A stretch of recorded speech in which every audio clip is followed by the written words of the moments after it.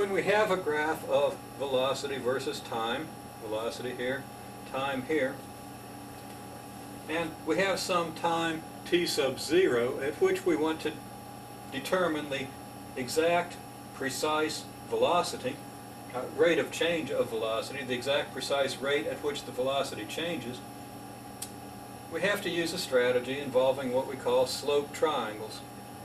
Okay, the slope triangle is this purple triangle here. The triangle extends, the hypotenuse extends from one graph point to another. The first graph point is the time at which we wish to find the average rate or the precise rate at which velocity changes. So we take the initial time and a later time and we estimate, or we determine from the graph, what the velocities are at this time and this time.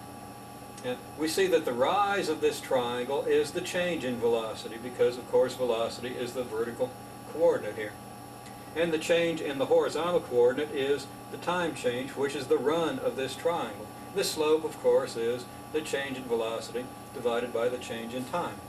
So we can easily determine from the slope of this triangle the average velocity between the desired time and some later time.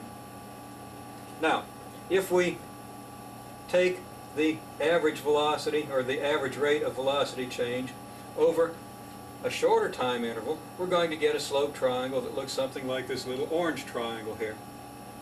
Okay, that triangle is pretty small, but it has a rise, which is again a change in velocity, and a run, which is a change in time.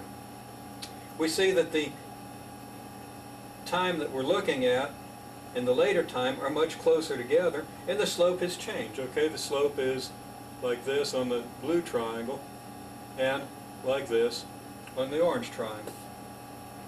If we continue this process, taking smaller and smaller triangles, we approach the slope of what's called the tangent line, which is a line that comes along and touches this graph precisely at the t0 point and gives the slope of the graph, the precise slope at that point.